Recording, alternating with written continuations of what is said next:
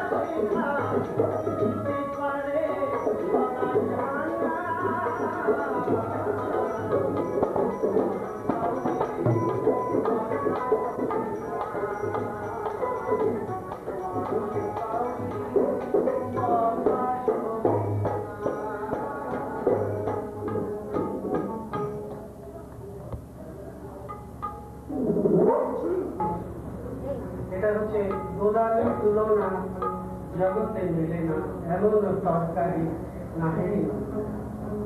এই অল্প মানে এত সহজ সরল ভাষা দিয়ে রেখেছে, বলেছে যদি সকলের সঙ্গে সকলে একটা মিলিত হয়, যেমন হচ্ছে ধরুন শাক সবজি, তার মধ্যে ধরুন কিছু মশলা বাটা দিয়ে রান্না করলে কিরকম ভাবে এক হয়ে যায়, একাত্ম হয়ে যায়। সে একাত্ম ভাবটা এই গোলালুকে দিয়ে করেছে, সেই নাম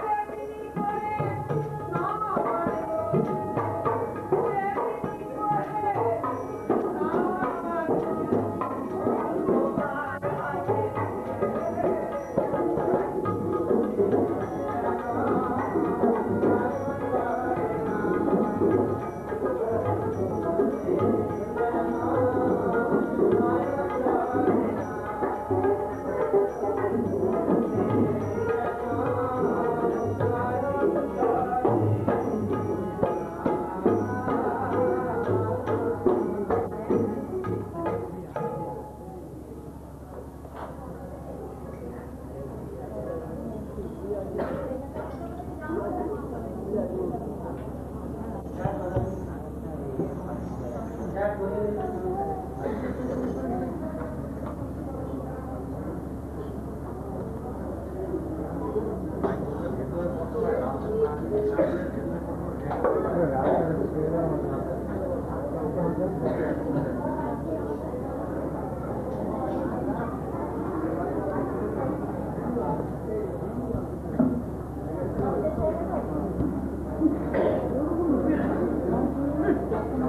শ্রীগুরু করুণায় আজ আমরা শ্রীগুরু পূর্ণিমার তিথিতে পূর্ণিমা পড়ে গেছে ও বেলায়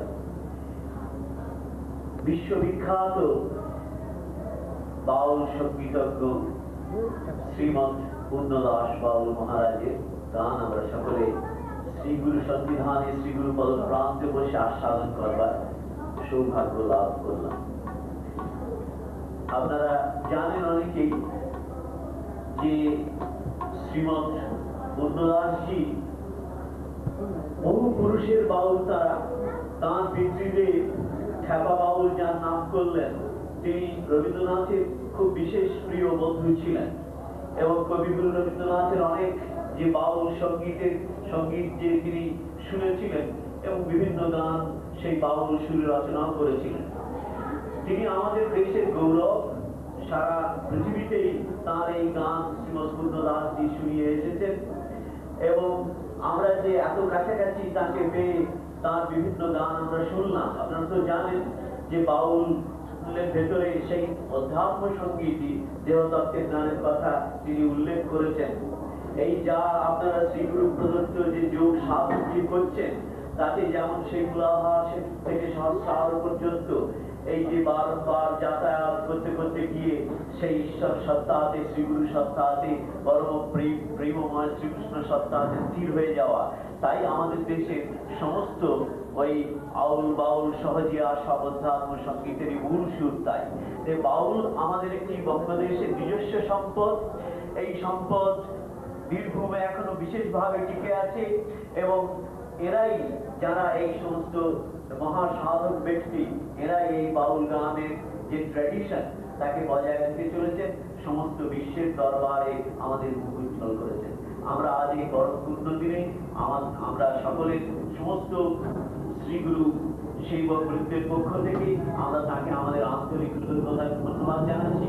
তাকে আনার উপলক্ষ হয়েছে বলে আমাদের শ্রদ্ধেয় তিনিও একজন অত্যন্ত জগৎ বিখ্যাত লোক, শ্রদ্ধেয় ভোলাদা ডক্টর ভোলানাথ চক্রবর্তী মহোদয়, তাকেও আমরা অত্যন্ত আমাদের আনন্দ প্রকাশ করছি, তাকে অভিনন্দন জানাচ্ছি। আর আজকের দিনে আমরা কি প্রার্থনা করব শ্রীমৎ পূর্ণদাসজির জন্য যে শ্রী ভগবান শ্রীকৃষ্ণ শ্রীগুরু রূপী শ্রীকৃষ্ণ তাকে কৃপা করুন, তার জীবন সুখময় এবং শান্তিময় এবং বিজয় করুন।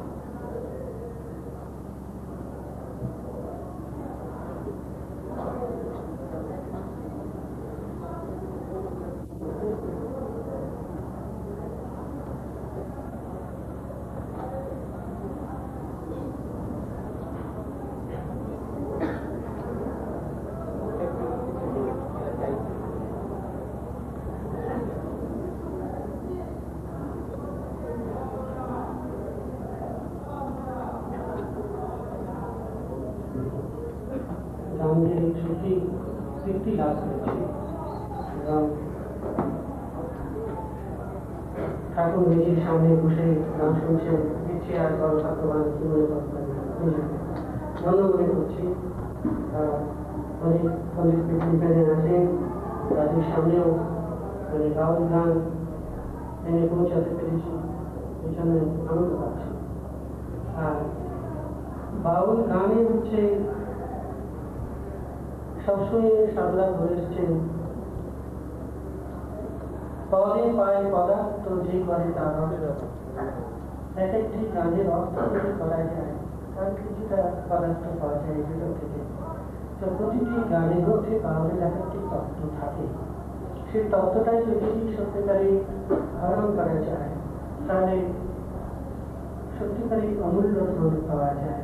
যে অমূল্য ধন গুরু কৃপা ছাড়া পাওয়া যায় না, গুরু কৃপা এসে যায়। যদি সত্যিকারে সেই তত্ত্বই করেন তাহলে সত্যিকারই গুরু কৃপা করেন। গুরু কৃপা ছাড়া এইসব গান করা যায় না। তার কারণ হচ্ছে বাউল গান শুধু গান না, গান হচ্ছে জ্ঞান। জ্ঞানটা যদি অর্জন না করা যায় তাহলে গান দিয়ে লাভ হয় না। কেন গান হচ্ছে এমনি গান করা যায় শিল্পী হিসেবে, শিল্পীরা গান করেন, গান শিখে। আর আমাদের যেসব গান শিখতে হয় হচ্ছে ঘরোয়ানা গান আজকে গাইছে না, এগুলো হয় মানে যাজন করতে হয়, মানে সাধন করতে হয়, সাধন করে তারপরে গান করতে হয়। একটি গানের ব্যাখ্যা করে অনেকটা টাইম লাগে একটি গানের ব্যাখ্যা করতে। যেমন ধরুন ওই ব্রহ্মসঙ্গীত, গৃহতত্ত্ব, পরতত্ত্ব, ভাব সঙ্গীত, তারপরে বলছে গুরুতত্ত্ব, সব তত্ত্ব বিষয়ের গান বাউলের কাছে খুব বেশি থাকে। তাতে শেষ পর্যন্ত হয় কি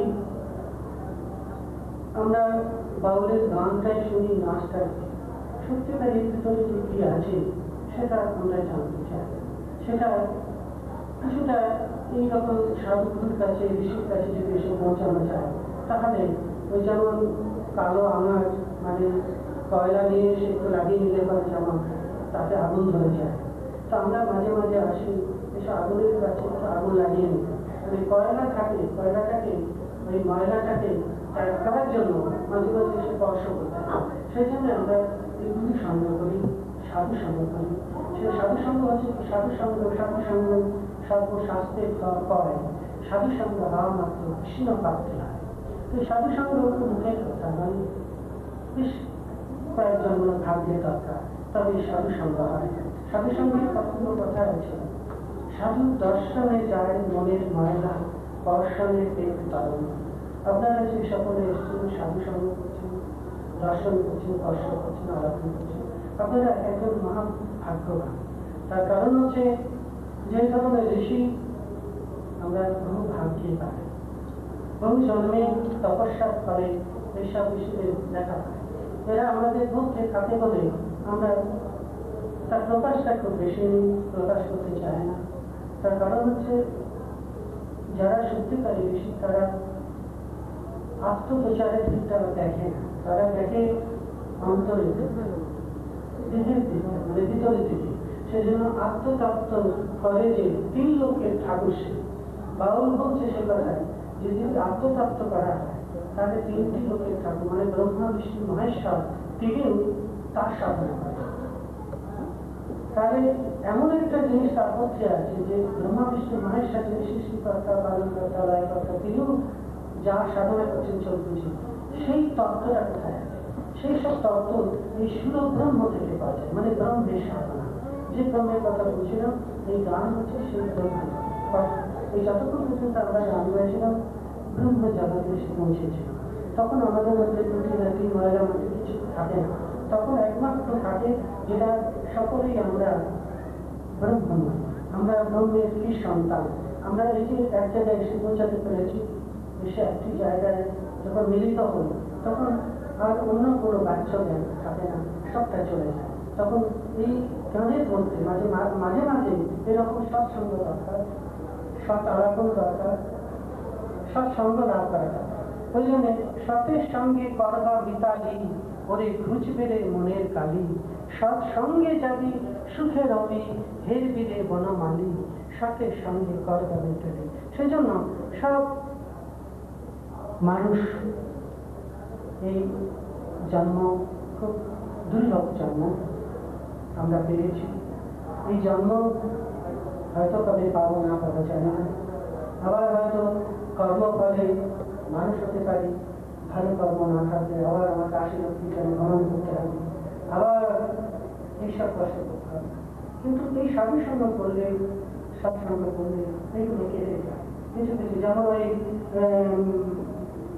জেল হলে পরে যেমন যাবজ্জীবন জেল হলো, তারপরে ধরুন 5 বছরটা ছেড়ে দিল, দিয়ে তারপরে কিছু বছরের যার পরে তাড়াতাড়ি ছেড়ে দিল। সেরকম ধরনের যদি কোনো রকম ধরনের কোনো পাপ কি থাকে সেগুলো কেটে গিয়ে সীমিত কিছু আসে, খুব করতে হবে কিন্তু তবু অল্প। এইসব সাথে সঙ্গে করলে সব মনের দরকার। এই পর্যন্ত বলে আমি সকলের কাছ থেকে বেরিয়ে নিচ্ছি। আর বাবার কাছে আমি সবসময় আসতে চায় এবং সাধুসঙ্গ করতে চায়। এটি আমার মনে বাসনা যে যখনই দাদা আমায় বলেছেন যে বাবা গান শুনতে চায়, আমার অন্তর সত্যি ভরে গেছে। এমন একটি জায়গায় দাদা নিয়ে এসছে, দুজনে বলেছে সতের সঙ্গে সর্ববাস, অসর সঙ্গে নরবাস। তার জন্য এখানে সৎসঙ্গ কেন হচ্ছে, তাই যদি ধরার সঙ্গে আমার আলাপ না হতো, তার এই যে মাধ্যম এসে পৌঁছানো, যেমন সেই কাঁচ পোকাকে ধরে নিয়ে এসে যেমন তার রূপটাকে পাল্টিয়ে দেয়, সেই রকম ঘোড়ারা ধরে নিয়ে এসে এমন একটি জায়গায় এনে পৌঁছালেন যে মনটা বারে বারে আসতে চায় এই সাধু দশে। সেই জন্যই আমি আন্তরিক কৃতজ্ঞতা জানাচ্ছি আমার ঠাকুরকে, আমার সশস্ত্র আন্তরিক শ্রদ্ধা ভক্তি জানিয়ে এবং যেসব ভক্তজন রয়েছে সকলকে আমার প্রণাম জানিয়ে জয় গুরু।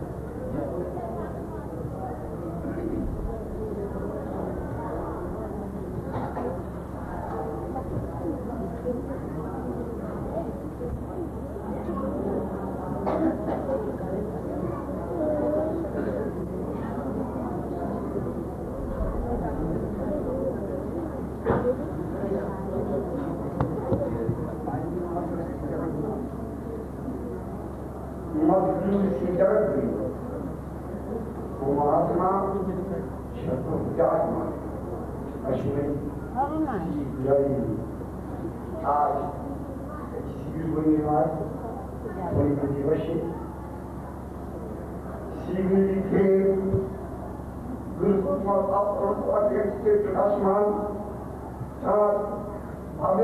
বসে আমরা আমার বয়সে যার মধ্যে পূর্ণ প্রকাশ, সেই প্রকাশ শক্তি, যে অহংকার আমাদের হৃদয় সঞ্চিত ঝঙ্কিত হল। আর এই পরম পরিণতি শ্রী শ্রীমৎপতির কাছে প্রার্থনা, সেই শ্রীমৎ পরম পূজ্যবাদ শ্রীমৎ পুণ্যদাস বাউল মহারাজজি তার হৃদয়কে আমার হৃদয় পূর্ণ প্রকাশ নিশ্চয়ই জাগরণ হয়ে থাকুন। তিনি জীব জগতের কোন নামে যে মহান সত্য তার মধ্যে প্রকাশিত হচ্ছে, জীব জগতের কোন নামে আর পরম পরিণতি প্রার্থনা আমার সেই সংখ্যার, যে সংখ্যার আমার হৃদয়কে ধ্বনিত হলো, সেই সংখ্যার শৃঙ্খলা আমাদের জঙ্কিত হোক। গুরু কৃপায় কেবল, গুরু কৃপায় কেবল, গুরু কৃপায় কেবল পথে তার জীবন প্রার্থনা করি। কৃপা করো, কৃপা করো, কৃপা করো।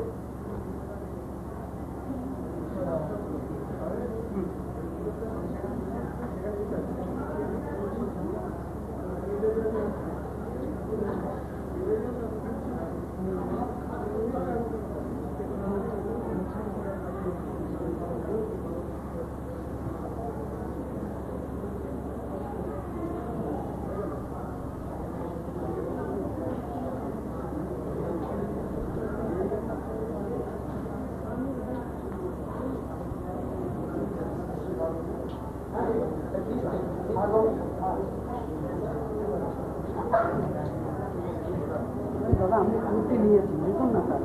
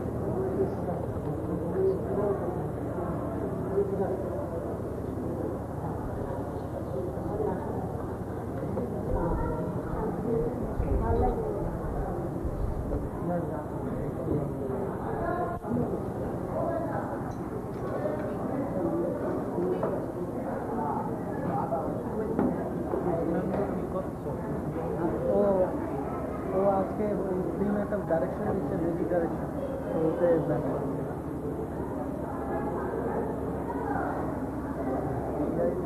हाँ